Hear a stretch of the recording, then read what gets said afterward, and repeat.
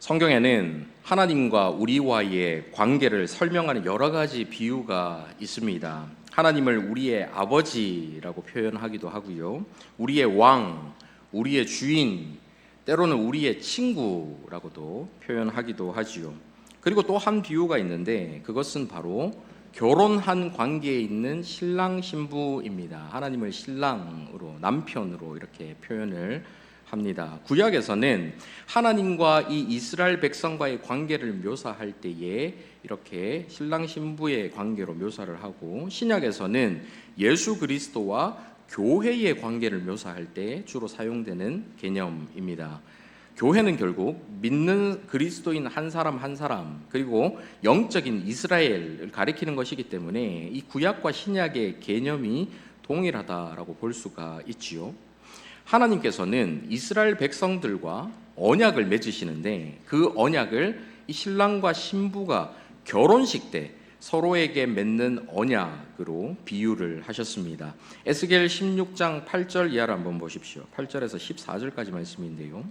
내가 내 곁으로 지나며 보니 내 때가 사랑을 할 만한 때라. 내 옷으로 너를 덮어 벌거벗은 것을 가리고 내게 맹세하고 언약하여 너를 내게 속하게 하였느니라. 나 주 여호와의 말이니라. 내가 물로 내 피를 씻어 없애고 내게 기름을 바르고 수놓은 옷을 입히고 물돼지 가죽신을 신기고 가는 배로 두르고 모시로 덧입히고 폐물을 채우고 팔고리를 손목에 끼우고 목걸이를 목에 걸고 코고리를 코에 달아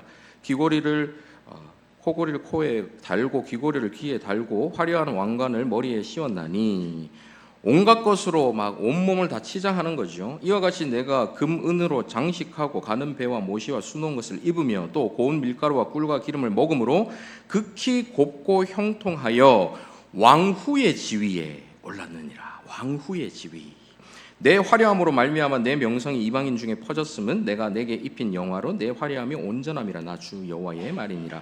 내게 맹세하고 언약하여 너를 내게 속하게 하였느니라. 심지어는 왕후의 지위에 올렸다 하시면서 마치 결혼식을 연상케 하는 모습을 묘사하고 신랑과 신부의 모습을 묘사하며 우리를 신부 삼아 주셨다라는 것을 보여주고 계십니다. 이사야 54장 5절도 한번 보십시오. 하나님을 이스라엘 백성들의 남편이라 소개하는데, 이는 너를 지으시니가 내 남편이시라. 그의 이름은 만군의 여호와이시며, 만군의 여호와 하나님이 너의 남편이다, 이렇게 표현하고 계시지요. 하나님께서는 이렇게 하나님 자신이 우리에게 있어 남편이다, 이렇게 표현을 많이 하십니다. 오늘 본문 32절에도 그 표현이 똑같이 나오는데요. 함께 읽겠습니다. 이 언약은 내가 그들의 조상들의 손을 잡고 애굽 땅에서 인도하여 내던 날에 맺은 것과 같지 아니할 것은, 내가 그들의 남편이 되었어도 그들이 내 언약을 깨뜨렸음이라. 여호와의 말씀이니라. 내가 그들의 남편이 되었어도, 언약을 맺고 남편이 되었다 말씀하시죠. 하나님께서 이렇게 택함 받은 우리와의 관계를 부부 관계로 비유를 하고 계십니다. 부부라는 것은 동등한 대상과만 맺을 수 있는 관계이지요. 요즘에는 세상에 하도 타락해가지고 막 키우고 있던 동물하고도 결혼식을 하고, 심지어는 어떤 만화 캐릭터 그 인형하고 막 결혼식을 하겠다, 막 이런 약간 이상한 그런 경우들이 참 많이 있는데, 실제적으로 결혼이라는 것은 동등한 관계, 사람과 사람이 하는 것이요, 그게 결혼이죠. 또 하나님께서 정하신 것은 남자와 여자가 결혼하는 것, 이것이 결혼입니다. 이렇게 결혼을 하려면, 부부가 되려면 동등한 대상끼리 결혼을 할 수가 있습니다. 하나님께서 저와 여러분을 결혼이라는 비유를 들어서 하나님의 신부로 삼아 주셨다, 이 말씀은 무한히 전능하시고 영원하신 하나님께서 티끌과도 같은 인간을 높여서 하나님과 동등한 관계로, 대등한 관계로 올려주셨다는 것입니다. 서로 사랑을 주고 받는 관계로 하나님께서 여겨주셨다는 것, 만들어주셨다라는 의미이죠. 물론 우리를 하나님처럼 신이 되게 해주셨다라는 뜻은 아닙니다. 신이 되게 해주셨던 건 아니지만 하나님과 대화가 되고 교제가 이루어지도록 우리를 높여주셨다라는 의미입니다. 우리가 길을 가다가 개미를 본다고 해서 그 개미를 계속해서 쳐다보며 막 개미에게 말을 걸고 개미에게 무슨 지시를 하고 이렇게 안 하지 않습니까? 그런 대상이 안 되잖아요. 그런데 하나님께서 보시기에 정말 우리가 보는 개미보다도 더 낮은 그런 존재일 텐데 그 전능하신 하나님께서 저와 여러분을 찾아오셔서 말씀하시는 거예요. 대화를 거시는 거예요. 뭔가를 함께 하고자 하시고 교제를 나누고 싶어 하시는 겁니다. 사랑을 주고받고 싶어 하시는 거예요. 하나님께서 우리를 끌어올려 주신 것입니다. 요즘 반려동물 키우는 사람들이 많은데 여기 남부시장을 걷다 보면 유모차 끌고 다니시는 분들 많거든요. 그래서 아기가 얼마나 귀엽나 한번 보자 하면서 이렇게 보면은 아기는 타지 않고 개들이 이렇게 타 있는 경우들이 종종 있습니다. 어느 목사님께 전화가 왔는데 한 성도님이 우리 애가 죽었어요 하면서 막 다급하게 전화를 해서 급하게 가보니까 개가 죽어 있더라. 이런 이야기도 듣게 됩니다. 저는 지금 이런 문화를 비판하고자 하는 게 전혀 아니고요. 요즘에 반려동물 키우시는 워낙 많고 또 개가 하는 행동들을 보면은 너무 이해가 되더라고요. 그럼 비판하고자 하는 말씀이 아니라 사람이 이 개를 사람만큼 높여준 거예요. 그래서 인격체로 대하는 거예요. 우리 애기 하면서 정말 애기처럼 대해주는 것입니다. 개가 사람을 높여줄 수가 없습니다. 사람이 개를 사람처럼 인격적으로 대하니까 이런 관계가 가능해지는 것이죠. 마찬가지로 하나님께서 택하신 백성들을 그리고 저와 여러분을 그렇게 대해 주셨습니다. 저와 여러분 안에 그만한 가치가 있어서가 아니라 하나님과 같은 존재이기 때문에 대등하게 보시고 우리에게 사랑을 주시는 게 아니라 하나님과는 정말 대화할 수 없는 존재, 하나님께서 관심을 가질 수 있을 만한 어떠한 가치도 우리 안에 없음에도 불구하고 가치를 부여해 주시는 거예요. 가치 있다 여겨주시는 거예요. 내가 너를 보배롭고 존귀하게 여긴다 말씀하시는 것입니다. 그렇게 하나님께서 높여주셔서 그렇게 여겨주셔서 우리를 신부로 삼아주신 것이죠. 그러니 하나님과 맺는 이 결혼 언약, 신랑 신부 관계라는 것이 얼마나 놀라운 일인지 모릅니다. 오늘은 이렇게 놀라운 은혜를 베푸셔서 하나님의 신부로 이스라엘을 불러주셨을 때에 이스라엘 백성들이 어떤 반응을 보였는지, 또 그런 이스라엘을 향해서 하나님께서 하신 일이 무엇이고 그것이 오늘을 사는 저와 여러분에게 어떻게 적용되는지를 살펴보면서 함께 은혜를 나누고자 합니다. 여러분, 부부 관계에서 매우 중요한 그 관계를 유지시켜주는 근간이 되는 덕목이 무엇이 있을까요? 사랑이 당연히 있겠죠. 사랑 매우 중요한 것입니다. 배려와 존중 이런 것도 꼭 필요하지요. 부부가 함께 살다 보면 서로 배려해주고 존중해주고 헌신, 희생 이런 것도 필요합니다. 서로를 위해서 헌신해주는 것 꼭 필요하죠. 그리고 아주 중요한 것이 또 있습니다. 카드. 63,000원 긁었는데 한도 초과 나오고 이런 카드 말고요. 뭐든 마음껏 써 하면서 주는 한도 빵빵한 카드가 때로는 부부의 아름다운 관계를 유지시켜주는 근간이 될 수 있을 것입니다. 물론 저는 한 번도 그렇게 해본 적이 없는데 그럼에도 떠나지도 버리지도 않으시고 끝까지 묵묵하게 같이 살아주시는 분이 계시니 그것도 참 감사한 일입니다. 아무튼 이런 것들도 있지만 그 모든 것보다도 부부의 관계를 유지시켜주는 아주 중요한 근간이 되는 덕목이 있는데 그것은 바로 정절입니다. 각자가 서로만을 바라보는, 부부가 서로만을 사랑하는 정절, 이것이 매우 중요한 덕목 중에 하나이죠. 여러분 한번 상상해 보십시오. 남편이 직장 여직원이랑 너무 다정해 보입니다. 업무 외 시간인데도 카톡을 계속 주고받는 것처럼 보이는데 비밀번호를 걸어두고 자꾸 숨기려고 합니다.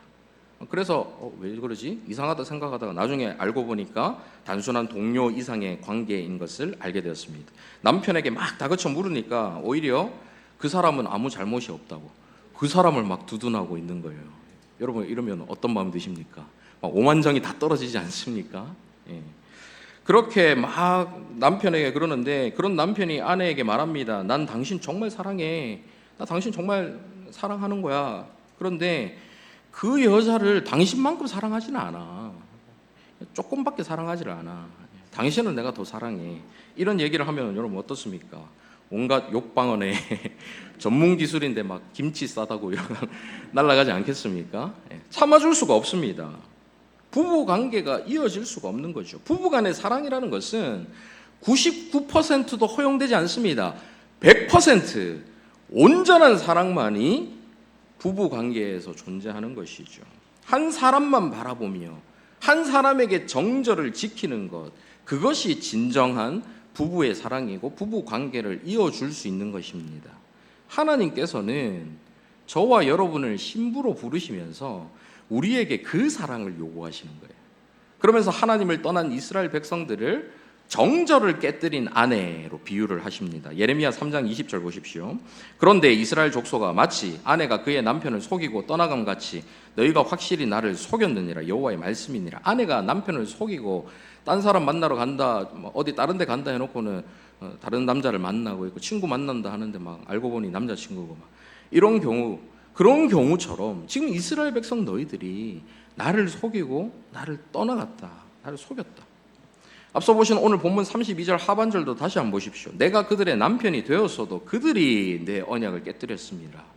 내가 그들의 남편이 되었어도 그들이 내 언약을 깨뜨렸다. 여기서 하나님께서 내가와 그들이를 강조해서 표현하세요.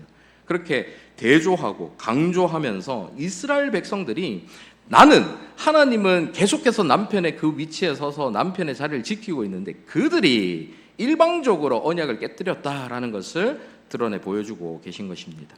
하나님께서 우리에게 원하시는 사랑은 100% 하나님만 바라보는 사랑이에요. 하나님도 사랑하고 다른 어떤 것도 사랑하고 하는 것은 용납할 수가 없습니다. 마치 부부가 배우자 한 사람만을 바라봐야 하는 것처럼 하나님만을 사랑하는 것이 하나님께서 요구하시는 진정한 사랑인 것이죠. 하나님을 향한 우리의 사랑이 정말로 하나님께서 기뻐하시는 온전한 사랑인지 아닌지, 하나님께서 정말로 바라시는 온전한 사랑이 무엇인지 하는 것을 알려면 예레미야 2장 2절을 한번 살펴볼 수 있을 것입니다. 2장 2절 같이 한번 읽어보도록 하겠습니다. 시작. 가서 예루살렘의 귀에 외칠지니라. 여호와께서 이와 같이 말씀하시기를 내가 너를 위하여 내 청년 때의 인애와 내 신혼 때의 사랑을 기억하노니 곧 씨 뿌리지 못하는 땅 그 광야에서 나를 따랐음이니라. 하나님께서 기억하시는 내 청년 때의 인애와 내 신혼 때의 사랑, 그 사랑에 대해서 설명을 하시는데 그 사랑이 곧 언제 때의 사랑이랍니까? 광야의 때에서 너희들이 나에게 주었던 사랑이다, 이렇게 말씀하시죠. 여기서 청년 때 인애할 때 인애는 여러분 많이 들어보신 헤세드라는 단어입니다. 언약 백성에게 주시는 하나님의 은혜, 인자, 인애, 사랑 이런 뜻으로 많이 쓰이는데 동시에 충성, 신실함 이런 뜻도 담고 있지요. 청년 때의 인애라는 것은 충성되게 신실하게 하나님만 바라본다라는 의미예요. 이런 인애와 신혼 때의 사랑에 대해 설명하면서 그것이 곧 씨 뿌리지 못하는 땅 그 광야에서 나를 따랐다, 그때의 사랑이 바로 그 사랑이다 말씀하시는 것입니다. 이스라엘 백성들이 광야에서 어땠습니까? 하나님을 엄청 사랑했나요? 열렬히 막 하나님을 섬기고 막 그랬나요? 저희들이 그렇게 생각할 수 있는데 전혀 그렇지 않았지 않습니까?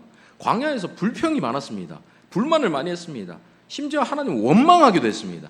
하나님께서 세우신 지도자들 모세에 대해서 아니 당신이 우리를 이끌어와서 애굽 땅에 더 좋았는데 당신이 이끌어와서 이 고생하는 거 아니냐, 우리가 이 아무것도 없는 광야 땅에서 죽게 된 거 아니냐, 막 원망까지 하는 거예요. 그런데 왜 하나님께서는 그때의 이스라엘 백성을 두고 그때가 신혼 때의 사랑이야 이렇게 생각하고 계실까요? 광야는 아무것도 없습니다. 아무것도 의지할 것이 없는 곳이에요. 그래서 오직 하나님만 바라보고 하나님만 의지할 수밖에 없는 곳, 그곳이 바로 광야인 것입니다. 하나님께서 요구하시는 첫사랑이라는 것은 하나님께 막 뭔가를 갖다 드리고 선물을 드리고 막 하나님께 뭘 해드리는 이런 걸 의미하는 것이 아니라 하나님께서 바라시는 사랑은 하나님만 바라보며 하나님만 의지하는 바로 그거예요. 신혼 때의 사랑, 그것이 바로 하나님만 전적으로 바라보고 의지하던 광야의 때, 그때의 이스라엘의 마음이라는 것을 말씀하고 계신 것입니다. 우리가 지금 하나님을 사랑하느냐 사랑하지 않느냐를 판가름할 수 있는 척도는 여러 가지가 있을 수 있습니다. 우리의 마음가짐, 우리가 뭐 하나님을 생각하면 눈물을 흘리고 하나님을 떠올리면은 막 가슴이 벅차고 이런 우리의 마음, 감정 이런 것들도 물론 볼 수가 있겠죠. 하지만 선명하게 드러나는 것은 우리가 하나님을 사랑할 때는 하나님만 바라보고 하나님만 의지하는데, 그렇지 않을 때는 다른 대상을 바라보기 시작하고 다른 것을 의지하기 시작한다는 것입니다. 우리가 지금 하나님을 전적으로 의지하고 있느냐 아니냐에 달려 있지요. 여러분 얼마나 하나님을 의지하고 계십니까? 아무것도 없는 광야에서 구름기둥 불기둥만을 바라보면서 구름기둥 불기둥이 움직이면 따라 걷고 멈추면 그 자리에 서고, 하나님께서 만나와 메추라기를 주시면 먹고 안 주시면 못 먹고, 오로지 하나님만 전적으로 바라보고 하나님만 의지하는 삶. 하나님이 그때 그 이스라엘 백성들을 그리워하고 계시는 거예요. 너 그 신혼 때의 사랑. 아내가 남편에게 얘기하죠. 자기 변했어. 옛날에는 하늘에 별도 따다준다며 그 첫사랑이 변했어. 하나님께서 지금 말씀하시는 거예요. 그때 너희들이 신혼 때의 사랑이었는데 그때 그 사랑이 변했어. 그때로 다시 좀 돌아가면 안 되겠니? 그 광야에서의 삶을 회복하는 것, 하나님을 향한 사랑이 회복되는 것이고 하나님께서 바라시는 게 바로 그것이다라는 것입니다. 그런데 그 사랑을 버리고 정착을 하기 시작하면서, 농사를 짓고 양식을 비축하기 시작하면서, 돈을 벌고 주변에 탄탄한 인맥을 쌓기 시작하면서 내 인생에 하나님 말고 다른 안전한 것들이 생기기 시작하면서 우리는 하나님을 더 이상 찾지 않아도 살 수 있게 되었습니다. 넉넉하게 재물이 있으니까 굳이 하나님께 매달리지 않아도 되는 거예요. 그냥 통장에서 돈을 빼서 카드로 결제하면 문제 해결이 되니까. 금방이라도 전화하면 달려와서 나를 도와줄 친구들이, 영향력 있는 인맥들이 있으니까 하나님께 기도할 필요가 없는 거예요. 전화만 하면 되잖아요. 그 사람이 달려와서 도와주니까. 점점 내 주변에 안전하게 만들어주는 여러 가지 요소들이 생기니까 더 이상 하나님만 의지하지 않게 되는 거예요. 점점 의지하는 대상이 늘어나기 시작합니다. 그러면서 거기에 우리의 마음을 빼앗기기 시작하죠. 1%, 2%, 처음부터 100% 마음을 돌리진 않겠지만 하나씩 조금 점점 내 사랑을 나누어주는 다른 대상들이 생기기 시작하는 것입니다. 여러분 삶에 하나님을 향한 사랑이 점점 사라지고 있습니까? 점점 식고 있습니까?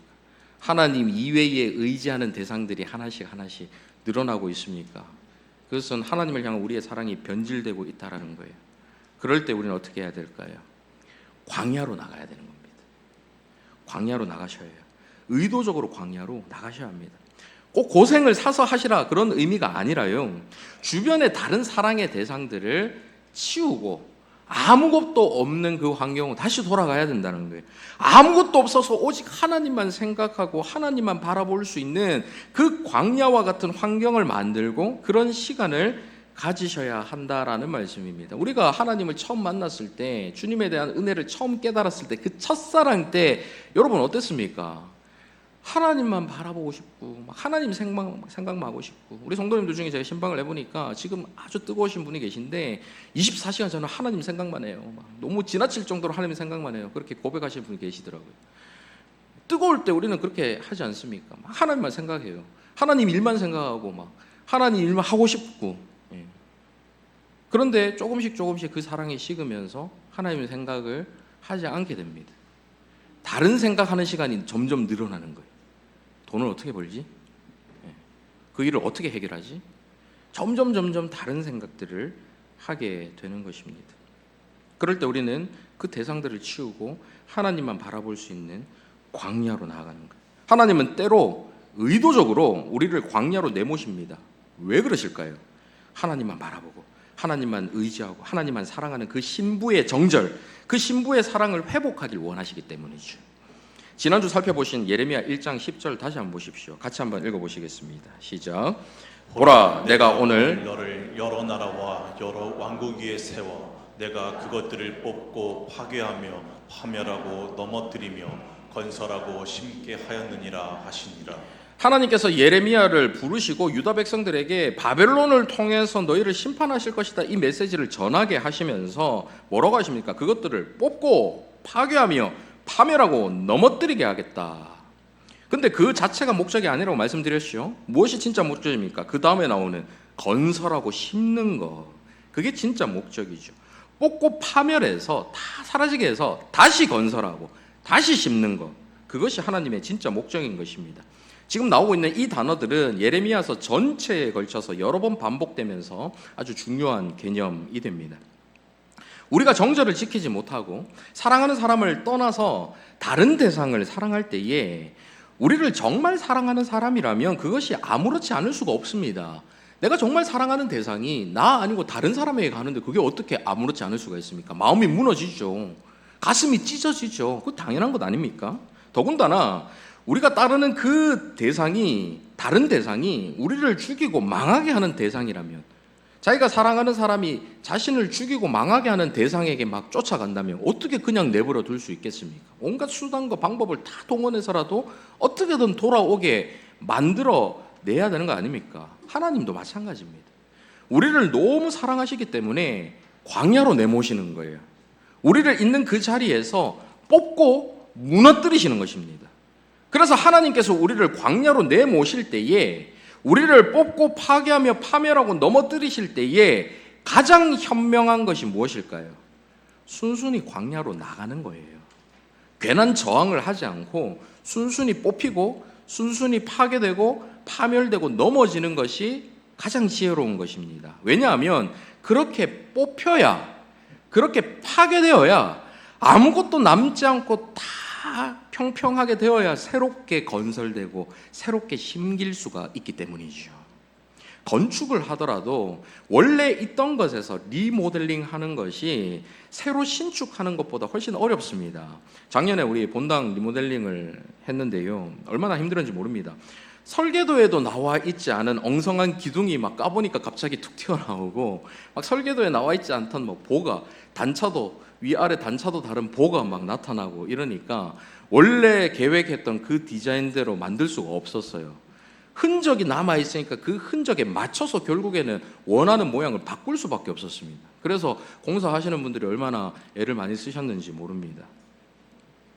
마찬가지로 저와 여러분이 광야와 같은 시간을 보낸다면, 하나님께서 저와 여러분을 뽑고 넘어뜨리신다면, 다른 대상으로 눈을 돌린 저와 여러분을 다시 돌아오게 하기 위해서, 그래서 완전히 새롭게 건설되고 심기도록 하시기 위함인 줄을 알고 확실하게 뽑혀야 되는 거예요. 확실하게 무너져야 되는 것입니다. 흔적들을 다, 제가 우리의 죄성에 있는 그 모든 남은 흔적들을 다 없애고 평평하게 만들어야 하나님께서 새롭게 신축할 수가 있는 거예요. 다시 건축하실 수가 있고 새로운 것을 심어주실 수가 있는 것이죠. 이것이 예레미야가 유다 백성들에게 전파한 내용입니다. 바벨론을 통해서 너희들을 뽑고 다시 넘어뜨려서 새롭게 심으실 계획이 있어. 그러니까 바벨론에 순순히 가. 저항하지 말고 가. 그게 너희들에게 가장 편한 길이야. 예레미야가 전하는 거예요. 그러니까 거짓 선지자들이 막 매국노로 취급하면서 거짓 예언을 합니다. 거짓말이야. 하나님께서 나에게 말씀하시기를 2년 안에 돌아온다 하셨어. 바벨론에 가서 2년 안에 돌아올 거야. 그러니까 잠깐 갔다 올 거니까 하나님 다시 회복시켜 주실 거니까 걱정하지 마. 다 잘 될 거야. 거짓 선지자들은 그렇게 얘기하지만 예레미야는 아니야. 70년 있다 올 거야. 지금 가서 못 돌아오는 사람들이 절반 이상 될 거야. 30대, 40대 때 가면 못 돌아올 거 아닙니까? 70년 동안 있을 거니까 너희들 그냥 저항하지 말고 가서 그곳에서 집 짓고 정착하고 살아야 돼. 예레미야가 하나님 뜻을 전하는 거예요. 하나님께서 지금 철저하게 이 유다 백성들을 뽑고 파멸해서 다시 심으실 계획을 세우셨기 때문에 하나님의 그 계획에 우리를 내맡기는 것이 가장 현명한 것입니다. 예레미야가 유다 백성들이 그렇게 전하는 것이죠. 그렇다면 하나님께서 백성들을 뽑으신 후에 어떻게 다시 건설하고 심어 주실까요? 예레미야 30장부터는 이 앞부분의 내용과 완전히 다른 내용이 시작되는데요, 29장까지는 심판에 대한 메시지가 강하게 나왔다면 이 30장부터는 그 심판 이후에 하나님께서 회복시켜 주실 회복의 메시지가 나옵니다. 그래서 30장부터 특별히 33장까지를 위로의 책, 이렇게 부르기도 합니다. 오늘 본문 앞에 나오는 31장 2절 한번 보십시오. 여호와께서 이같이 말씀하시니라. 칼에서 벗어난 백성이 광야에서 은혜를 입었나니 곧 내가 이스라엘로 안식을 얻게 하러 갈 때라. 바벨론 포로로 끌려간 백성들이 다시 돌아와서 안식을 얻는데 광야가 또 나오죠. 광야에서 은혜를 입었다라고 나옵니다. 광야에서의 사랑을 버린 백성들에게 광야에서 내려주셨던 그 은혜를 하나님께서는 변함없이 계속해서 이어서 주신다라는 거예요. 27절 28절도 한번 보십시오. 여호와의 말씀이니라. 보라, 내가 사람의 씨와 짐승의 씨를 이스라엘 집과 유다 집에 뿌릴 날이 이르리니 깨어서 그들을 뿌리 뽑으며 무너뜨리며 전복하며 멸망시키며. 제가 이 개념이 계속해서 반복해서 나온다고 말씀드렸죠. 지금 또 나오고 있습니다. 괴롭게 하던 것과 같이 내가 깨어서, 앞에 게 진짜 목적이 아니에요. 그 뒤에 다시 목적이 나오죠. 그들을 세우며 심으리라. 여호와의 말씀이니라. 그렇게 뽑고 나서 다시 세우며 심으신다라고 말씀하신 후에 이어서 오늘 본문이 나오는 거예요. 그러면 새로 심고 새로 세우시는 게 무엇인가 하는 것이 오늘 본문에 나오겠죠. 그것이 무엇입니까? 본문 31절 한번 보십시오. 같이 읽습니다. 시작. 여호와의 말씀이니라. 보라, 날이 이르리니 내가 이스라엘 집과 유다 집에 새 언약을 맺으리라. 정절을 지키지 못하고 옛 언약을 깨뜨린 이스라엘과 유다 집에 새 언약을 맺으신다라는 말씀하세요. 다 뽑고 파멸시킨 후에 새롭게 세우고 새롭게 심는 것은 곧 새 언약이다라는 말씀을 하고 계시는 거죠. 그러면서 32절 보시면 이 새 언약이 애굽에서 나왔을 때 맺었던 언약, 율법으로 맺은 그 언약과 같지 않다라는 말씀하십니다. 다르다는 말씀이에요. 율법의 행위로는 이스라엘 백성들이 완전히 실패했기 때문에 그 실패한 동일한 언약을 다시 맺지 않고 완전히 새로운 언약을 맺어주신다는 것입니다. 그러면 이 새 언약이라는 게 과연 무엇일까요? 새 언약의 특징이 무엇일까요? 본문 33절을 같이 한번 읽어보시겠습니다. 시작. 그러나 그날 후에 내가 이스라엘 집과 맺을 언약은 이러하니 곧 내가 나의 법을 그들의 속에 두며 그들의 마음에 기록하여 나는 그들의 하나님이 되고 그들은 내 백성이 될 것이라. 여호와의 말씀이니라. 옛 언약의 율법은 십계명이라는 눈에 보이는 돌판에 눈에 보이게 기록된 거예요. 외적인 율법의 준수를 강조하는.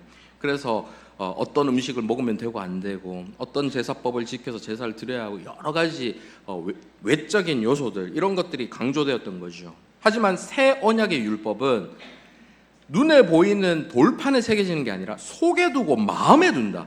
마음에 새기신다라는 말씀하십니다. 마음에 기록된다. 그래서 사람이 마음으로부터 그 율법을 지키게 하시는 것입니다. 그 다음 9절까지 보고 이 부분을 좀 더 자세히 설명을 드리겠습니다. 이어서 34절 같이 한번 읽어보시겠습니다. 시작. 그들이 다시는 각기 이웃과 형제를 가르쳐 이르기를 너는 여호와를 알라 하지 아니하리니 이는 작은 자로부터 큰 자까지 다 나를 알기 때문이라. 내가 그들의 악행을 사하고 다시는 그 죄를 기억하지 아니하리라. 여호와의 말씀이니라. 내가 그들의 악행을 사하고 다시는 그 죄를 기억하지 아니하리라. 모든 죄 문제가 해결되어서 더 이상 그 죄로 인한 심판을 받지 않게 된다 말씀이에요. 눈에 보이는 외적인 율법 준수를 하지 않고 그 법을 깨뜨려서 죄에 빠진 백성들이 이제는 그 율법으로 죄 지은 그 죄 때문에 심판을 받는 것은 일어나지 않을 것이다. 새 언약을 통해서 이제는 더 이상 그 죄 때문에 심판받는 일이 없을 것이다라는 말씀하십니다. 이렇게 새 언약이라는 것은 궁극적으로 죄를 단번에 사하여 죄 문제를 해결한다는 점에서 기존의 옛 언약들과 차이가 있는 거예요. 그래서 새 언약인 것입니다. 구약 어디에도 오늘 본문 이해에는 이 새 언약에 대한 언급이 나오지 않습니다. 그러다가 언제 다시 새 언약이라는 언급이 나올까요? 여러분 누가복음 22장 20절 한번 보십시오. 같이 읽습니다. 시작. 저녁 먹은 후에 잔도 그와 같이 하여 이르시되 이 잔은 내 피로 세우는 새 언약이니 곧 너희를 위하여 붓는 것이라. 새 언약이 나오죠. 이때가 언제입니까? 우리 주님께서 잡히시던 밤, 제자들과 마지막 저녁 식사를 하신 후 성찬을 제정하시면서 새 언약에 대해서 언급을 하시는 거예요. 뭐라고 하십니까? 이 잔은 내 피로 세우는 새 언약이니. 새 언약은 예수 그리스도의 피로 세워진다라는 것을 말씀하고 계시지요.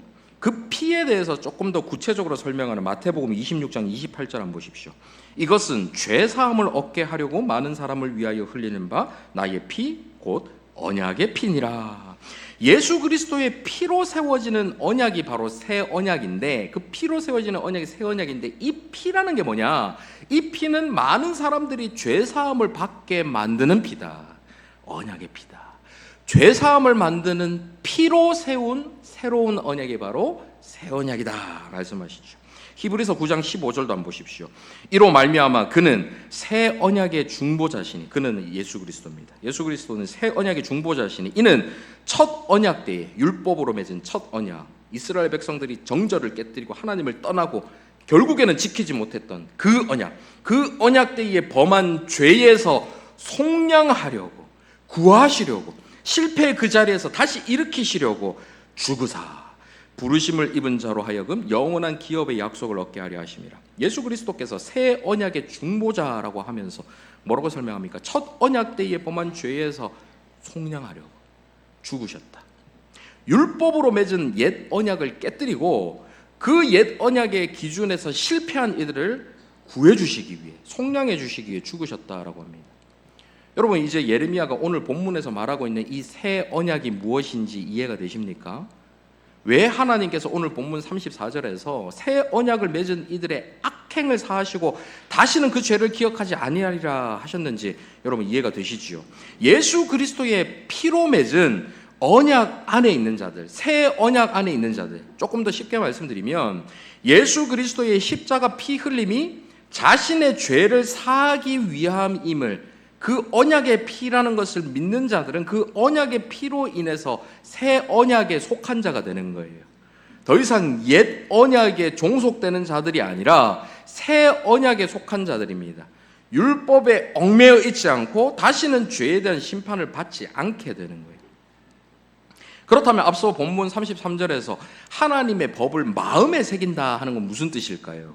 예수 그리스도를 믿는 자들에게는 그 마음에 성령님께서 함께 하시는데, 이제는 더 이상 자신의 외적인 노력으로 내가 율법을 열심히 지켜야지 막 열심으로 애를 쓰고 노력하고 우리의 힘으로 어떻게든 막 해보려고 몸부림치는 그런 것에서 율법이 지켜지는 것이 아니라 성령님의 도우심으로, 우리 안에 계신 성령님의 도우심으로 우리의 마음으로부터 그 법을 지킬 수 있게 된다는 거예요. 우리의 마음으로부터 그 법을 지키고 싶은 마음이 생긴다는 것입니다. 이전에는 하나님의 법을 지킬 수 있는 능력이 우리 안에 전혀 없었습니다. 하지만 이제는 성령님께서 우리와 함께 우리 안에 계시기 때문에 그 성령님께서 우리 안에서 하나님의 법을 지키고 쉽게 만들어주시고 지킬 수 있는 능력을 부여해 주시는 거예요. 그래서 우리는 하나님의 법을 지킬 수 있는 사람들이 된 것입니다. 우리는 착각합니다. 여전히 우리는 죄인이기 때문에 죄에 매여만 사는 사람이다라고 착각을 해요. 아니에요. 우리는 성령 안에서 죄를 이길 수 있는 존재가 되었습니다. 물론 우리 자신은 그럴 힘이 없죠. 그런데 성령님께서 우리 안에 함께 계시기 때문에 그 성령의 능력으로 우리는 죄를 이길 수 있는 존재예요. 속으시면 안 됩니다. 죄가 우리를 정복할 수가 없습니다. 다시는 실패하지 않도록 하나님께서 실패한 하나님의 백성들을 버리지 않으시고 끝까지 다시 찾으시고 부르셔서 다시는 실패하지 않도록 예수 그리스도를 내어주셨고, 그 언약의 피로 새 언약을 맺으시고 우리 안에 성령님을 통해서 그 언약을 끝까지 지킬 수 있도록 책임져 주시는 겁니다. 그냥 혼자 내버려 두니까 실패하니까 다시 실패하지 않도록 그들을 다시 찾아가셔서 직접 모든 것들을 다 해주시는 거예요. 자신을 내어주시고 성령을 보내셔서 책임져 주시면 우리가 더 이상 실패하지 않도록. 이것이 저와 여러분을 향하신 하나님의 지고지순한 사랑이고, 이것이 하나님께서 새롭게 세우시고 심으신다라는 것의 의미인 것이죠. 이제 말씀 맺겠습니다. 하나님은 정절을 지키지 못하고 자신을 떠난 신부들을 끝까지 다시 찾으시고 부르십니다. 예레미야 3장 12절에서 14절 한번 보십시오. 너는 가서 북을 향하여 이 말을 선포하여 이르라. 여호와께서 이르시되 배역한 이스라엘아 돌아오라. 나의 노한 얼굴을 너희에게로 향하지 아니하리라. 나는 긍휼이 있는 자라. 노를 한없이 품지 아니하느니라. 여호와의 말씀이니라.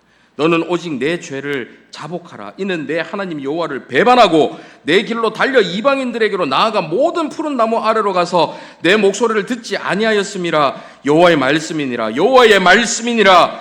배역한 자식들아, 돌아오라. 나는 너희의 남편이니라. 내가 너희를 성읍에서 하나와 족속 중에서 둘을 택하여 너희를 시온으로 데려오겠고. 돌아오라, 돌아오라. 어찌 보면 다시 돌아오라고 애원하고 계시는 거예요. 호세아 3장 1절에서 3절도 한번 보십시오.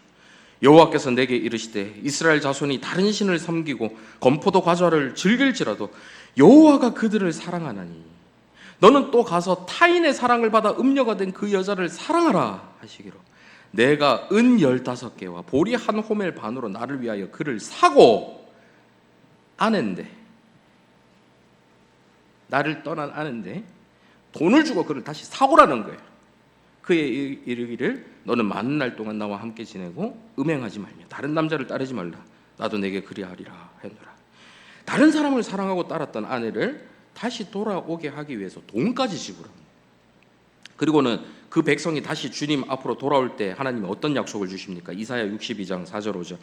다시는 너를 버림받은 자라 부르지 아니하며 다시는 내 땅을 황무지라 부르지 아니하고 오직 너를 헵시바, 이 뜻은 나의 기쁨이 그녀에게 있다라는 뜻입니다. 하며 내 땅을 뷸라, 결혼하여 주인이 되다라는 뜻입니다. 이는 여호와께서 너를 기뻐하실 것이며 내 땅이 결혼한 것처럼 될 것임이라. 마치 청년이 처녀와 결혼한 것 같이 내 아들들이 너를 취하겠고 신랑이 신부를 기뻐한 같이 내 하나님이 너를 기뻐하시리라. 바람핀 아는데, 다른 사랑을 찾아 떠난 아는데 다시 돌아왔을 때 내가 너를 기뻐하겠다. 사랑하는 성도 여러분, 여러분 이런 사랑 가능합니까? 아니요. 사람은 이 사랑 못합니다. 나를 떠나서 다른 사람을 사랑한 아내를, 다른 사람을 사랑한 남편을 어떻게 이렇게 끝까지 사랑할 수가 있겠습니까? 그것도 자신의 전부를 내어주고 대가를 지불하고 돈을 주고 사와가지고 끝까지 사랑하는, 이 말이 됩니까? 절대 불가능하죠. 하지만 하나님께서는 그 불가능한 사랑을, 그 말도 안 되는 사랑을, 그 이해할 수 없는 사랑을 저와 여러분에게 주셨습니다. 예수 그리스도의 언약의 피로 새 언약을 맺은 저와 여러분은 이제 우리 안에 계시는 성령님의 능력을 힘입어서 마음으로 부부로서의 정절의 법, 율법이라는 건 그 정절의 법이에요. 신랑 되시는 하나님을 끝까지 따르겠다는 정절의 법, 그 율법, 정절의 법을 지킬 수 있게 되었습니다. 이제 다시는 다른 대상을 향해 눈을 돌리지 않고 우리의 신랑 되시는 하나님만을 바라보고 의지하며 그분을 향한 끝까지 식지 않는 사랑으로 그 사랑을 올려드리는 저와 여러분 다 되시기를 간절히 바랍니다. 말씀을 생각하며 함께 찬양했으면 좋겠는데요. 여호와께 돌아가자 함께 고백하시겠습니다.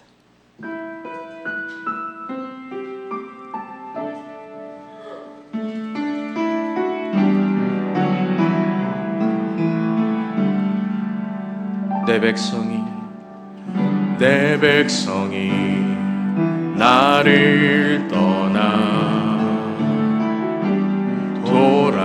돌아섰지만 내 사랑이 내 백성을 포기 못하니 내 모든 것 내어주고 나 그들을 얻으리라. 여호와께 돌아가자. 우린 돌아서도 그는 변치 않는 여호와께 돌아가자. 우린 넘어져도 그 사랑. 다시 한번 고백합니다. 내 백성이 나를 떠나 내 백성이 나를 떠나 돌아섰지만 우리는 주님을 등 돌리고 돌아섰지만 내 사랑이 내 백성을 포기 못하니 그냥 내버려 둘 수가 없는 거예요. 그래서 그들을 돌이키기 위해서 내 모든 것 내어주고 내 모든 것 내어주고 나 그들을 얻으리라 여호와께 돌아가자 우린 돌아서도 그는 변치 않네 여호와께 돌아가자 우린 넘어져도 그 사랑 영원하네 여호와께 돌아가자 우린 돌아서고 또 돌아서지만 그분은 여전히 그 자리에서 변치 않게 우리에게 돌아오라 말씀하시는 분 우린 넘어져도 그 사랑 영원하네 사랑은 오래 참고 사랑은 오래 너무 사랑하기 때문에 자신을 내어주는 거예요. 모든 걸 내어주시는 거예요. 그러고는 돌이키게 하시죠. 서로 사랑할 때 세상은 주보내 사랑은 절대 지지 않네 사랑은 오래 참고 사랑은 오래 참고 자신을 내어주네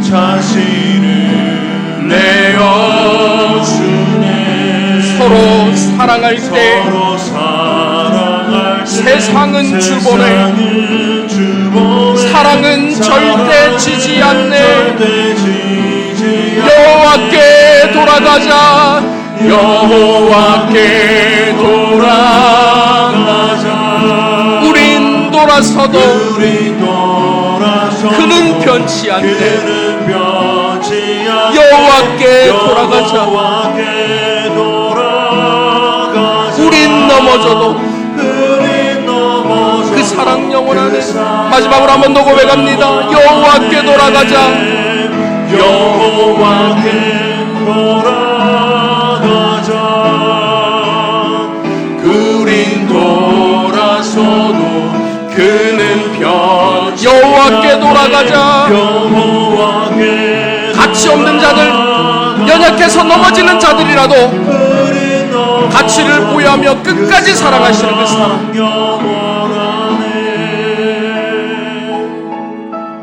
이 시간 말씀 생각하며 함께 기도했으면 좋겠는데요 우리는 주님을 떠나 돌아설 때가 많습니다 절박할 때는 간절히 구하다가 문제가 해결되면 돌아섭니다 내가 원하는 방향대로 일이 풀리면 감사하고 찬양하다가도 조금만 내 생각과 다른 방향으로 삶이 흘러가면 돌아섭니다 아무 부담 없이 교회만 왔다 갔다 할 수 있을 때는 잘 믿는 것처럼 보이다가 뭔가 하기 싫은 일이 주어지고 부담이 지워지면 돌아섭니다 세상에는 달콤한 것, 자극적인 것들이 많아서 우리의 눈을 돌리게 만듭니다 굴복하지 않으면 안 될 것 같은 두려운 것 붙들지 않으면 큰일 날 것 같은 것들이 많아서 하나님으로부터 멀어지게 만들고 우리를 돌아서게 합니다 그래서 우리는 돌아서고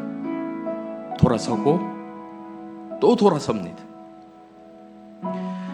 하나님은 그런 우리를 끝까지 사랑하셔서 돌아오라 말씀하시고 괜찮으니까 그래도 괜찮으니까 또 돌아오라고 말씀하십니다 이 시간 기도하실 때 여호와께 돌아갈 수 있게 인도하여 주시옵소서 아무것도 없는 광야에서 하나님만 전적으로 바라보며 하나님만 전적으로 의지하며 살아가는 것처럼 그렇게 청년 때의 인애와 신혼 때의 사랑을 회복하게 하여 주시고 끝까지 정절을 지키며 살아가는 저희 모두가 되게 하여 주시옵소서 함께 기도하며 나가도록 하시겠습니다. 사랑이 많으신 아버지 하나님, 주님 앞에 다시 돌아가기를 원합니다. 늘 주님을 떠나 살아가는 우리가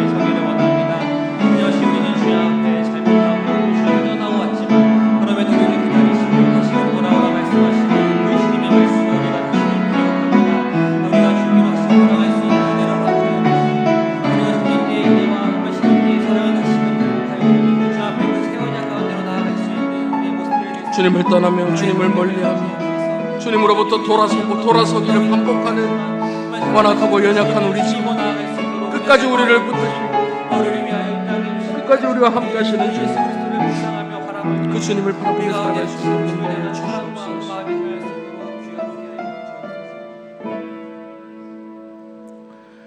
너 그거 기억하니? 그때 그 광야에서 말이야, 아무것도 의지할 수 없는, 아무것도 없는 그 광야에서 너 그때 나만 바라보고 나만 의지했던 거 기억하니? 그때 너의 그 청년 때의 인애와 너의 그 신혼 때의 사랑, 너 여전히 기억하고 있니? 나는 그때가 그리워. 나 하나로만 만족하고 나만 의지했던 그때, 나만 사랑했던 그때가 나 정말 그립다. 그때로 다시 돌아오면 안 되겠니? 내게 다시 돌아오면 안 되겠니? 말씀하시는 아버지 하나님, 자격 없는 자들을 자격을 부여해 주시고 가치 없는 자들에게 가치를 부여해 주시고 하나님으로부터 돌아서는 배은망덕한 자들을 끝까지 사랑해 주셔서 끝까지 돌아오라 말씀해 주시는 하나님의 그 사랑과 은혜에 감사를 드립니다. 주님을 떠나 정절을 깨뜨린 저희를 위해 아들 예수 그리스도를 온전히 내어주시고 새 언약의 은혜를 누리게 하심에 감사를 드립니다. 그 언약의 피를 힘입어 성령 안에서 살게 하여 주시고 여호와께 돌아가 숭고하고도 아름다운 사랑을 나누며 살아가는 저희 모두가 되게 하여 주시옵소서. 보배로운 피로 우리의 모든 죄를 사하신 예수 그리스도의 이름으로 기도하옵나이다. 아멘.